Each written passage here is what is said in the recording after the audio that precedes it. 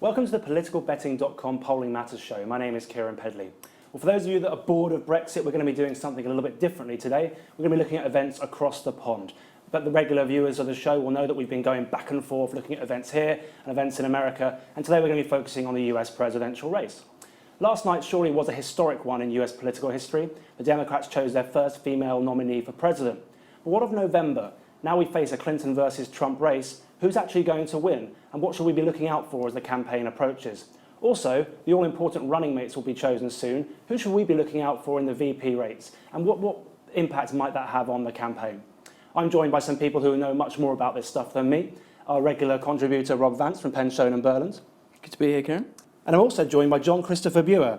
John Christopher is a White House correspondent and US political analyst, regularly attending White House daily briefings and press conferences. He writes opinion pieces for the Huffington Post UK and also served in the Clinton administration in 3 federal agencies as communications director. JC, welcome to the show. What a pleasure to be here in person and so close to my hotel. You were so popular.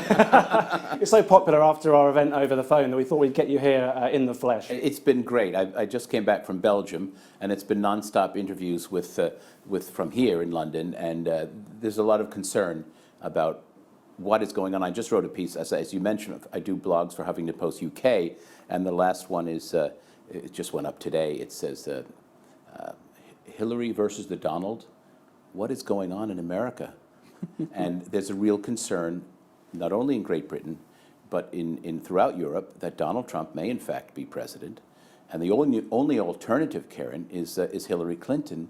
And out of 320 million people, they're asking me, because we have a lot of Yanks, is that the best you've got to offer? And it's been a very interesting time, and we're going to have quite an election coming up. It was a historic moment last night, though, of course, Hillary Clinton being the first female nominee for president. I mean, what's your sense of her candidacy and how she might do in November? Well, it's brilliant. I mean, she's extremely bright. She's very, very competent. And she almost got it in 2008, but this guy named Barack Obama sort of put the fire out for her. But then he did the right thing, like Abraham Lincoln. We're a team of rivals. Rob's nodding his head, and I think he knows what I'm saying. Instead of having to compete with Hillary, he made her his Secretary of State. How smart. And he put her off for a while, but she's back. And she's back, and she's going to be going head-to-head with the Donald. I'll come to Rob in a moment on the polling, but Bernie Sanders is an interesting candidate, isn't he? I know we spoke about him last time you were on the show. I mean, what's he thinking about sort of staying in the race? I mean, normally you'd expect a candidate maybe to drop out at this stage, wouldn't you? It certainly happened on the Republican side, but he seems determined to go to the convention. He wants to go to the convention. He's got a huge amount of support. He's a very populist, one would say liberal.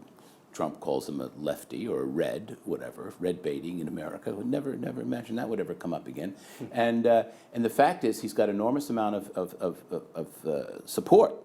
And I don't know if this is breaking news or not, but on Thursday of this week, he's meeting President Obama at the Oval Office to discuss how the party can benefit from the kinds of positions that he's put forth, and he would like to see in the Democratic platform during the convention in July.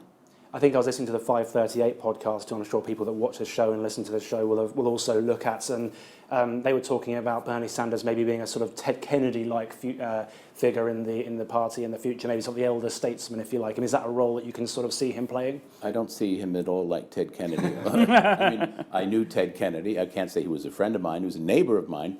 And I had worked on Bobby Kennedy's campaign. I actually met JFK when I was a wee lad. But I don't see a Kennedy connection at all. But I do see a curmudgeonly, cool kind of granddad that the youngsters, the millennials, love, because he's offering them something that Hillary is not, a revolution. And they're all in debt. They've got bills and college loans out, and he's offering them something new. And it's very appealing. And Hillary is hard for them to relate to because she's a little older, and not older than Bernie, but there's that granddad thing. It's very, very appealing to young people who find that he has their voice, which is very interesting. We have a similar dynamic here with Jeremy Corbyn, I suppose. Yes. Rob, I'll bring you in on some of the polling. I mean, there's two things we were talking about off air, which was that the race seemed to be narrowing slightly in terms of a hypothetical Trump versus Clinton race in the recent past, although I think it's gone back out again. But good to get your thoughts on that. But also, I think we've got some data on the favourability ratings of each of the candidates. Now, the Huffington Post on pollster.com, they have this really good, neat site which has a look at, takes all the polls and averages them together.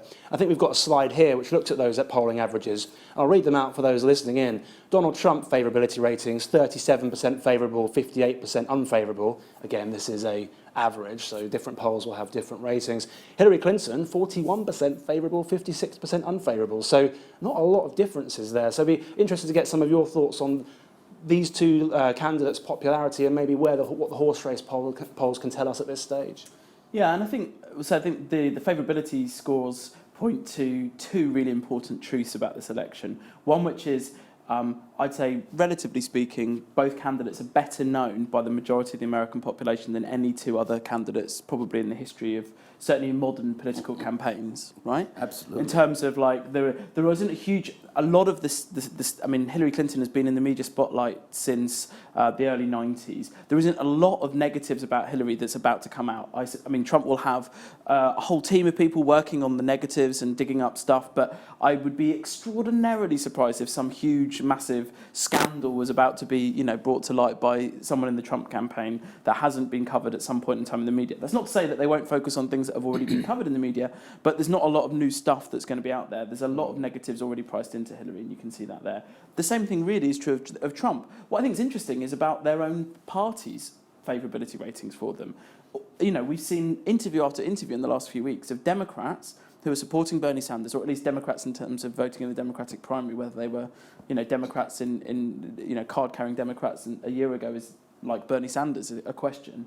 But lots of them saying that they would never vote for Hillary, and they don't care that Trump is the nominee and that Trump might win. Now, my personal Hillary views, supporters saying the same thing about President Obama. of course, but the point is Hillary, same time 8 years ago, endorsed Obama in the same way that Obama will probably next week, and I suspect in some way Sanders will row back from his thing to some extent over the course of the next few weeks. Once he's met with Obama, got his seat at the convention, got some of his bits of agenda out there, and has decided what he wants out of this process, I think in reality he knows that in the long run he would rather be responsible for bringing a set of progressive ideas into the Democratic Party platform rather than for giving the presidency to Donald Trump, no matter what some of his more, how should we say, enthusiastic supporters might say. But Trump has got the same challenge of reuniting his party, lots of whom, whether they're fiscal conservatives who are worried about his spending plans, or whether they're social conservatives who are worried about his, let's face it, somewhat New York liberal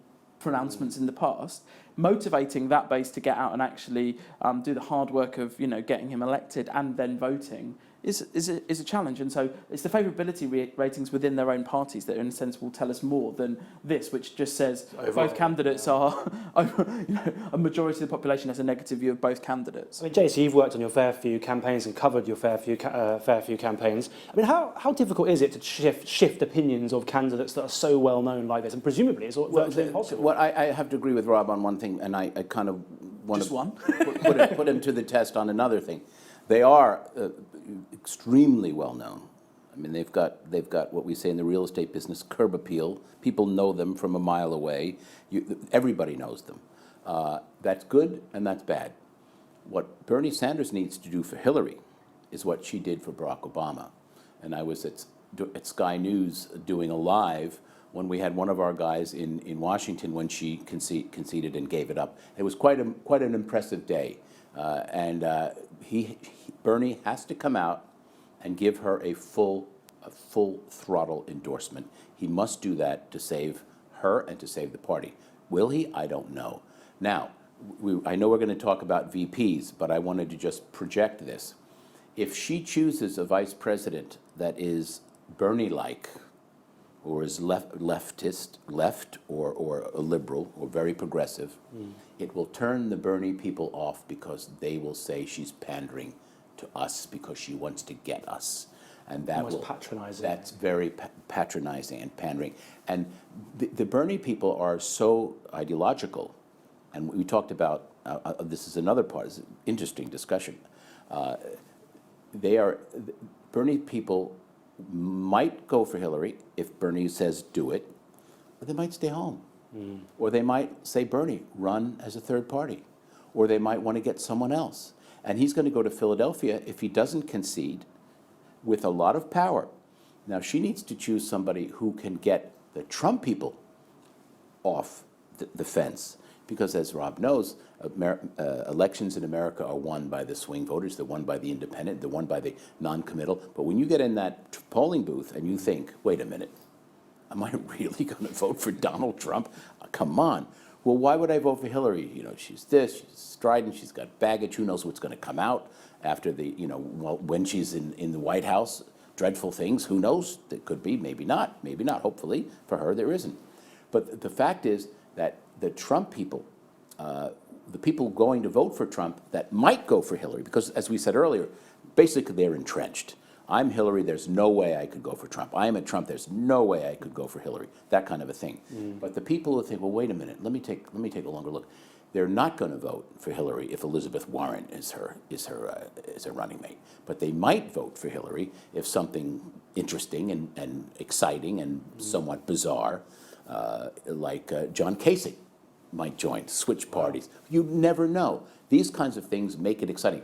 Look what Senator McCain tried to do in the summer of 2008. He brought in Sarah Palin, right? No one knew who the heck she was, but she was exciting. She stimulated his rather dreadfully boring campaign, and everybody in the world was talking about Sarah Palin until, you know, Tina Fey started doing imitations of her and buried her. But basically, that's what Hillary needs, excitement, and Trump needs to bring someone in who is very polished, who actually has done something in government, whether it's a governor, a senator, or a member of Congress, who actually has some experience and who does and will make him look like not such an oddball.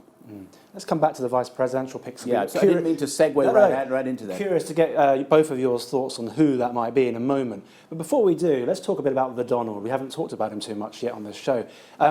Stands to reason, common sense, that, you know, Donald Trump is going to have to look at the electoral map from 2012 and think, okay, Mitt Romney lost, obviously. So what are the states that Mitt Romney lost that I could potentially win? And I think we've got the map, the electoral map up here.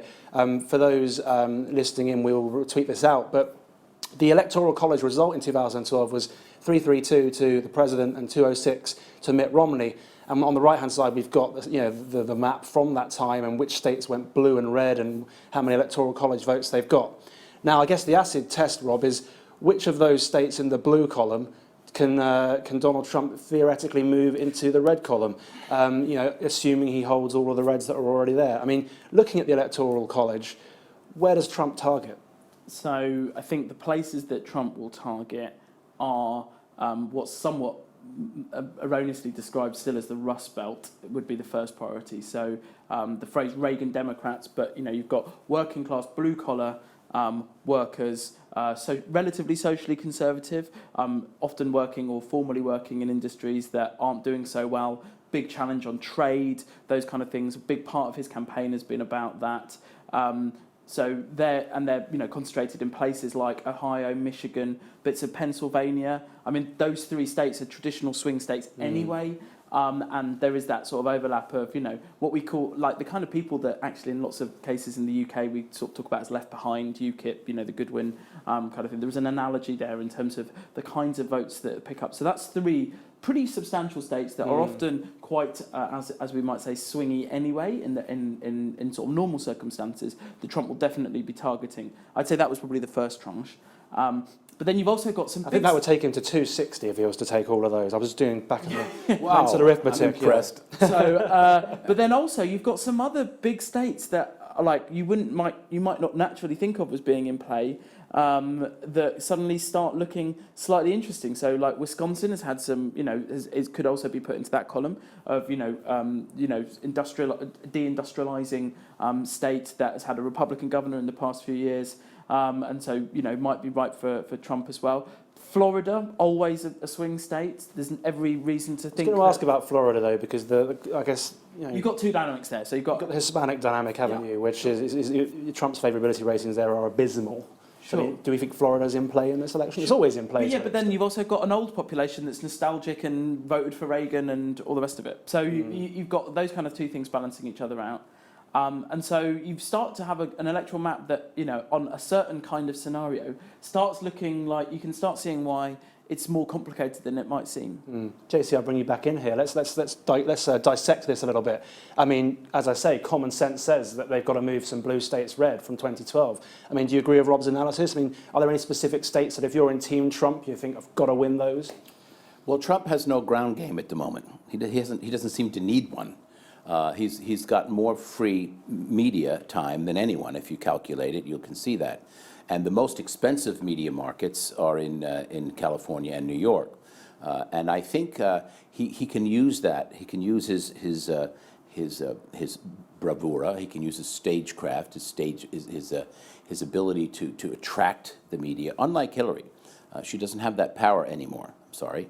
I think I would even wager a guess that California may be in play. I think Trump could actually, and I'll go along with Rob with the Rust Belt and the disenfranchised and the dissatisfied Obama voters.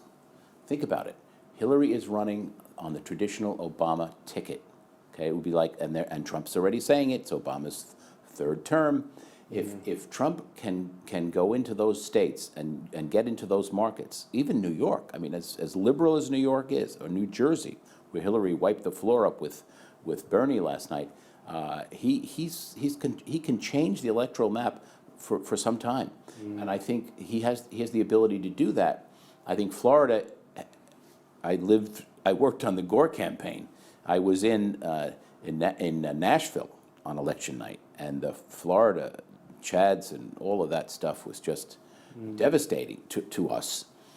Florida, look, first of all, Clinton did not help Gore. He did not go into his state. He could have helped him. Gore was a Gore decision rather than a Clinton decision. That was an absolute Gore decision. Gore had nothing to do with Big Bill. He didn't even go to his own state with him. My God, I mean, it was appalling. He should never have lost. I'm going back, but it's a little history for a point. It's my professor hat at Georgetown and Sarah. The fact is, he should never have lost his own state, and he should never have lost his neighboring state of Arkansas. But he did not want Bill with him for whatever reason. Maybe because of his relationship, with Monica Lewinsky. And Gore's a straight arrow. Well, he was. Now he's got. We'll leave him alone. He's divorced and all that. He's living a regular, normal life, I guess we could say. He's saving the world, right? And he's saving the world. But Florida is, I agree with Rob, Florida has a very interesting demographic and dynamic. You've got, and Obama just went to Cuba for whatever reason, I'm sure he knows, opening relations up to Cuba, opening relations up and selling arms possibly to Vietnam, which is another interesting part of the Obama legacy. Hillary has to cope with that. She's got to deal with that. But there's an interesting Latino areas in Florida. Miami, obviously, the Cuban folks, now the grandchildren, and the I-4 corridor in Orlando, the Puerto Rican element. Interesting. And all Latinos are not the same. And unlike what a lot of people say, wrongly, including Mr. Trump when he opens his big mouth, they're not, and they're so different. And there's another element in Florida, and we call them the snowbirds. The people who live in Connecticut and New York, they come down to the East Coast, the Atlantic coast of Florida. They vote there, okay? They are retirees, and those who come to the Tampa part, the other side, the Gulf Coast, are from the Midwest, and they've got plenty of dough, and they vote. So Florida is always a fascinating, fascinating state. And I think that's up in the air. California, my God, that would be amazing. I agree with Rob on the Rust Belt. You could, Ohio for sure, Michigan, Wisconsin, Illinois, no, it's not, that's so Democrat. Iowa, very, very interesting, and Wisconsin and Minnesota, probably not. It's pretty Dem. But it's going to be very interesting to see. And remember, Trump does not have a ground game that Obama had, which we were talking about earlier, which is phenomenal. And Hillary has one that is absolutely phenomenal. And it's unified in a way. And it's very unified. And so it's the same, large chunks of the same team in both 2008 and 2012. So, Robbie Mook and Joel Benenson and a whole bunch of people who've You been doing fall this a over long people time. you know. I mean, I fall over people I worked on the Clinton campaign in '92. They're still doing this stuff for Hillary, and they're there for her.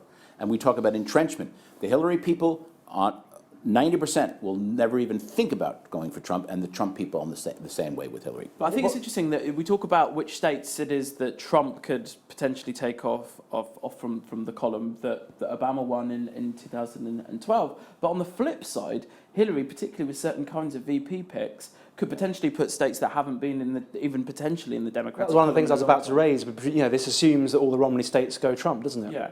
Well, I mean, so Texas, has been trend. We talk about the fastest growing group of people in the states is Latino Hispanics, and that's more true in Texas than it is almost anywhere else. Texas isn't going blue. Come on. Well, you see the trend in terms of, we should, there's the Democratic Party in Texas is strong in local areas and demographics favour them. Maybe not in this election, but certainly the trend over time is that Texas is much more competitive at a statewide level within the next decade, for sure.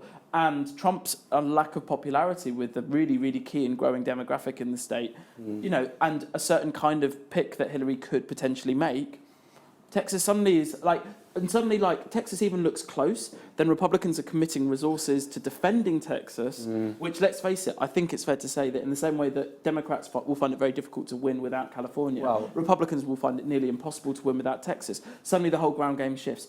Georgia, again, another state which has demographics which favour the Democrats in the long run. States that Obama actually lost in 2012 but won in 2008. So North Carolina, again, comes back into the column. It's fascinating. And Rob, if you don't mind, I'm watching the Romney South. Yeah. And I'll never forget LBJ, that famous "There Goes the South." Yeah, right. I mean, and there, I forgot how solidly the Republicans won. The entire, look at that, all the way up. Again, relatively recent. But not Virginia, but South Carolina, North Carolina. My goodness. But isn't there a risk to jump? Arkansas. Let's not face it. Hillary Clinton lived in Arkansas for 15, best part of 15 years. I don't know. I haven't seen any polling, but is Arkansas back on the table again? Something to look out for. Missouri has a Democratic governor. Again, something to think about in terms of VP picks. But isn't there a risk that Donald Trump, we talked about, JC mentioned the valid point about the ground game. Isn't there a risk that if Donald Trump thinks he's going to start flipping California and New York, he ends up not actually focusing on the states that he can win, and he ends up getting wiped out on the But don't forget, this is a coordinated campaign effort. The RNC's got plenty of dough, and they are now made. But it's defending 23 Senate seats. Right, I know that, but down ballot, although the Senate's not really down ballot, are key, certainly. And so are, as your audience may know or may not know, the key to winning the apportionment, the way things are gerrymandered, the way the American voting system is cut up into who gets what, and how neighborhoods are literally cut in half. That's up to the state legislatures. And I think that the Democrats have lost a lot. Am I correct, Rob, in that? And I think they need to get that back as well. Now, with Hillary on top, the down ballot, how does it affect the locals, like the council seats? How does that affect it if Trump's on top?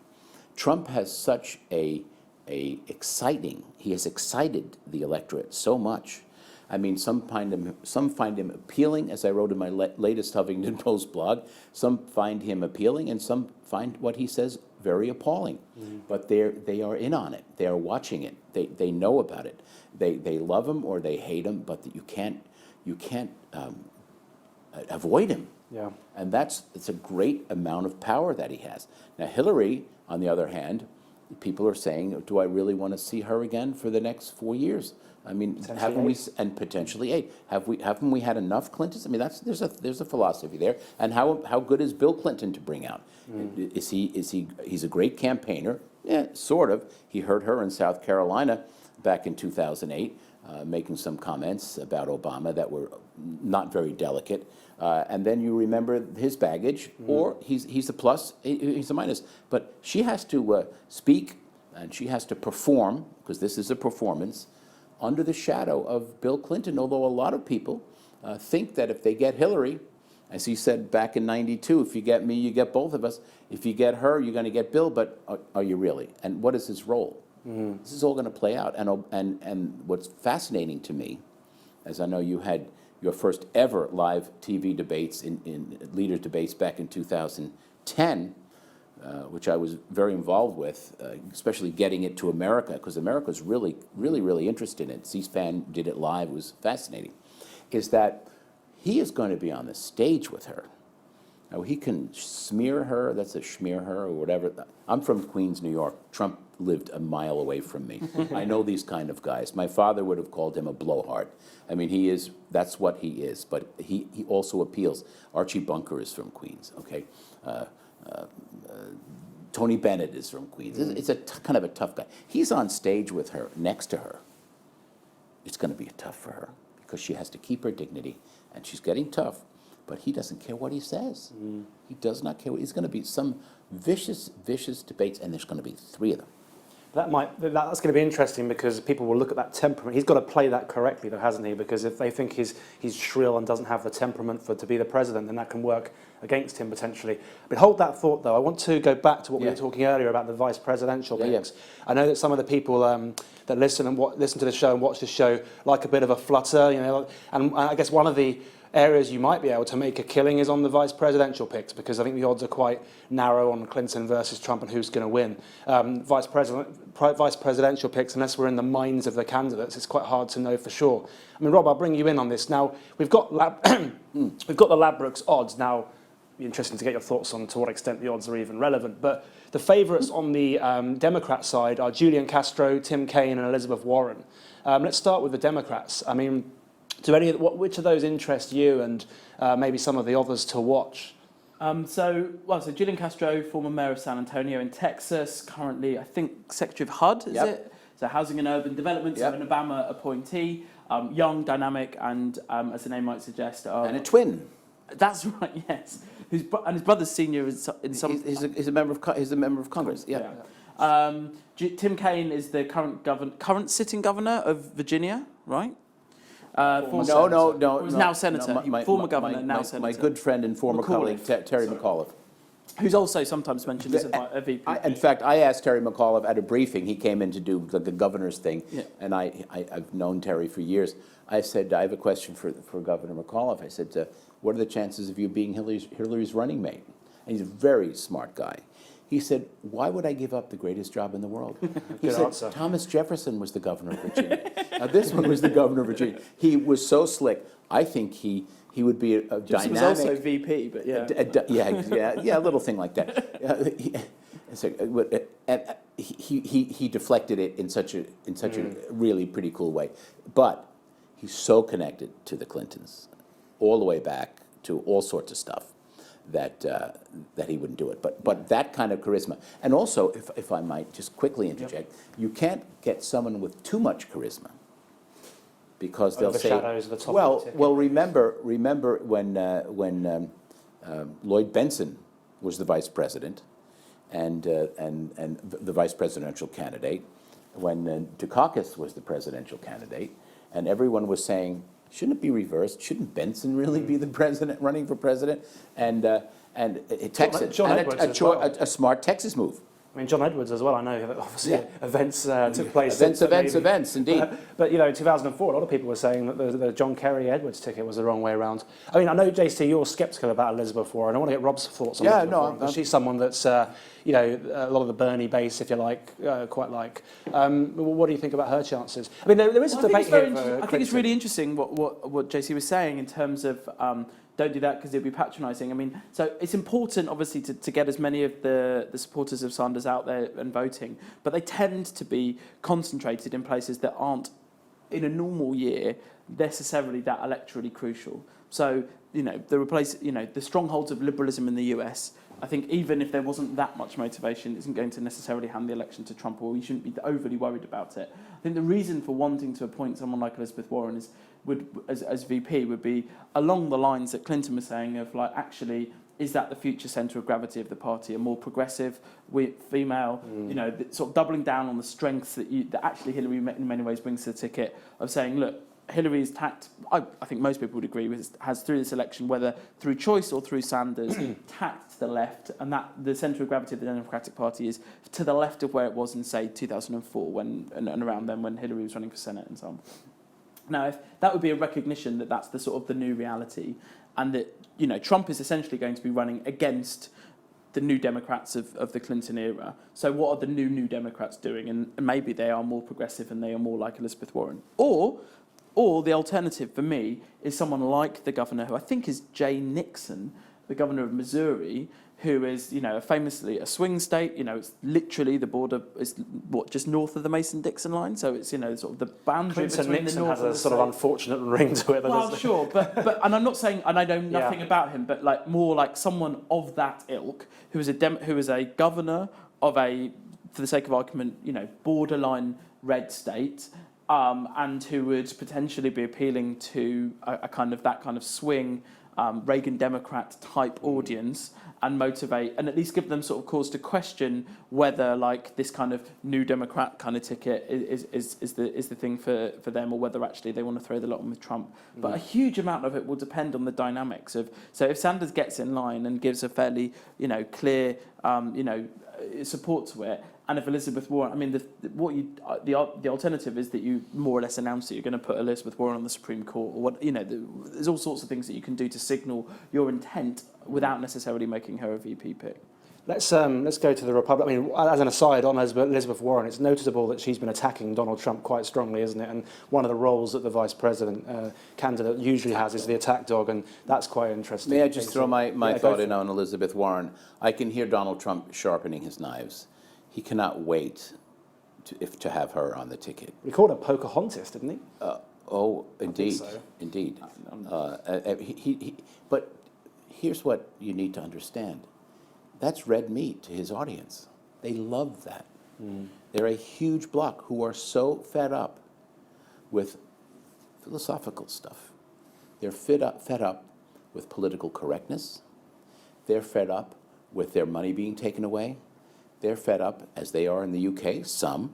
We saw it in a vote that you had, where your mayor was elected by a very strong get-out-the-vote, anti-right-wing movement, which was fascinating to me.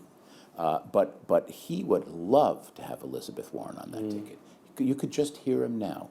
And I think the people that he does toss the red meat to, they would love to hear what he has to say about her. And I actually like, if I may, I think Julian Castro would be a good choice. It certainly shakes up the map and sort of doubles down on the weakness. As I said earlier, Hillary has to bring someone in who's exciting, who can change the dynamic and say, my God, isn't that great? Hillary's great. She's great diplomat. She'll be a solid president, but experienced also. But look who brought in. I mean, my God. We've only got about 5 minutes left, so I want to get on to the Republicans and maybe do some sort of closing remarks on on November and what might happen. Get your views on that, JC. But the betting odds suggest Jeff Sessions and Newt Gingrich are the two favourites, and then there's a suite of candidates who are sort of 10-1 and beyond. Now, again, with the caveat that, you know, betting odds aren't necessarily predictive in terms of who Donald J. Trump is going to pick as his running mate. I mean, what do we think of those people, JC? And, you know, Chris Christie's there at 16-1, who was a very sort of early backer of the Donald, wasn't he? So, I mean, what do you think about his choices, both in terms of what's he going to be thinking about when he makes that choice? And are there any people you think we should be looking out for? Well, it's a great question. I don't think Newt has a chance. He's got a background that will not help Trump, let's put it that way. And I like Newt. He's a brilliant politician. He's a smart man, and he really knows politics and history, which most people don't anymore. I like Kelly Ayotte. I like the concept of Bob Corker. He's got experience. Trump needs to bring in someone who's actually run something beside a business, like a state, who has legislative expertise. He's a senator, member of Congress, get things done, knows how to do government. And I also find it so in your face, but also kind of interesting and fun. And would probably love his constituents would probably love it. His supporters. I like Chris Christie. He's run New Jersey, and it's so in your face Like, you don't like it? Tough. I'll take my ball and I'll walk off the court. That's what they do in Queens. And he could pull that. I also like Nikki Haley. And there's some good individuals on this list. Ladbrokes folks put together, and I think Trump can take his time and choose somebody, but he needs to choose someone who's got some real expertise, because if he's always remember, we were talking about this earlier, if you're not there, that person's the president. I mean, it seems to me that we're talking about energizing Excitement people for Hillary Yeah. and experience for Trump. Yes. I mean, let's talk about November in a final closing remarks from both of you. We've only got a couple of minutes left, but I mean, Rob, what are we looking out for going into November? I mean, I won't make you make a prediction in terms of who's going to be the president, but what are the things that you think that we should be keeping an eye out for and that could tip the balance of the race one way or the other? So, well, the VP picks is a really, really fundamental bit. I mean, I talk about it in 3 stages, really. The first stage is what Sanders does in terms of, how the outcome of his meeting with Obama is. And if that comes out as a kind of consensus, rally the troops, we end up with a convention where, like in 2008, Bernie Sanders stands up and says that, she should be nominated by acclamation, and there's cheering and the balloons go off and everybody's like one happy family, then that sets a very different dynamic to, I don't think he'll run as a third party, but certainly you end up in a situation, you could end up with a very different dynamic, certainly in terms of the media narrative, if not necessarily in terms of the ground game. So that's the first bit. Second bit will then be the VPs and when they're announced and which order they go through. And then the third piece will be this ground game of whether we see this sort of interaction between the organising power of, in effect, the third election in a row for a team of really, really competent people, both on the kind of literal ground game, but also in terms of the analytics and the social media and that kind of bit where genuinely there is no one else in the world, I think, in terms of who has that kind of capability. The Republicans are getting there, but they know that they're playing catch up on a lot of that stuff. And whether Trump can, in a sense, play the same card that he played in the primaries of this kind of, capture of the media narrative, free coverage, just being able to drive the news agenda, putting everyone else off their game, ensuring that everybody else is playing catch up with him. I think that will be the most important dynamic. And part of that will be, will be decisive come November, because I think in the VP picks, you fundamentally got decisions about which direction you want to go. Are you securing your base and making sure that they turn out? So someone like Jeff Sessions, senator from Alabama, is like a nod to like, look, don't worry, we've got a proper Southern conservative on the ticket. Knowledgeable. Yeah, don't think for a second that this group of people is going to make crazy wacko decisions in the way that Trump has made it in this campaign. Like, this is a good Southern, good solid kind of thing. And, or on the flip side, you could go with someone like Christie. It's like, let's double down on it. Some brash Northeasterners who are going to shake the, stuff up and hang it. We can afford to lose, I don't know, wherever it might be, Texas, because we're going to win New York and we're going to win New Jersey and we're going to win California for that matter, right? And the Democrats have got a not totally dissimilar kind of conundrum. Final word to JC. What does this election hinge on in terms of who actually emerges as the president? I'll quote Prime Minister Macmillan in 3 words: events, events, events. And the dynamic between the vice presidential candidate and the principal, the president. We all know that JFK was not very fond of LBJ, but it was LBJ who put most of his legislation through. We know that Ike wasn't a big fan of Dick Nixon. He said, what did Nixon ever do? He says, I don't know. Give me a couple of days and I'll think of something. I mean, there's that dynamic. So when you see the dynamic, Al Gore and Clinton, my God, they look like the hot boys. They were 2 hotties from the South. You couldn't beat them. That's important. And Joe Biden and Obama were a good team. You're going to see that dynamic. You also, and when I get back to events, Trump is coming here in 2 weeks' time. He's going to be opening his big mouth around the vote, the Brexit vote, and he could make a major international guffaw, which he's known to do. It depends on how close people are watching, how close, what people really care about, and can he sustain it? Now, Hillary, on the other hand, we don't know. Hillary knows what we don't know about every issue that has come up earlier, whether it's the emails or the Benghazi or anything, or the background in Arkansas, all of that. Hillary knows everything. There may be issues, there may not be. Rob said it's probably everything has come up already on Hillary imaginable. However, just remember, and you know this very well, you know American politics. What happens on the 28th of July when the crescendo is reached by the opposition research people, when they say, well, wait a second, sorry, there's your candidate, now I'm going to unleash stuff you would never even believe.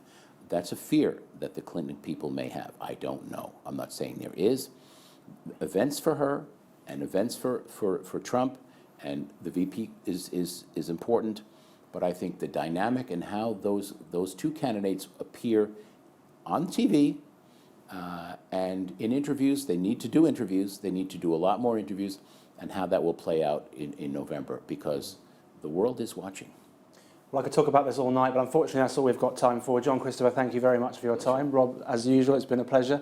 And that's all we've got time for this week's politicalbetting.com Polling Matters show. Certainly a very exciting race that we'll be keeping an eye on between now and November. Join us next week when we'll be talking again about Brexit and the EU referendum polling. It seems all over the place. The debate seems to be moving towards leave, but is that true? We'll have more, all of that and more next week, so join us then.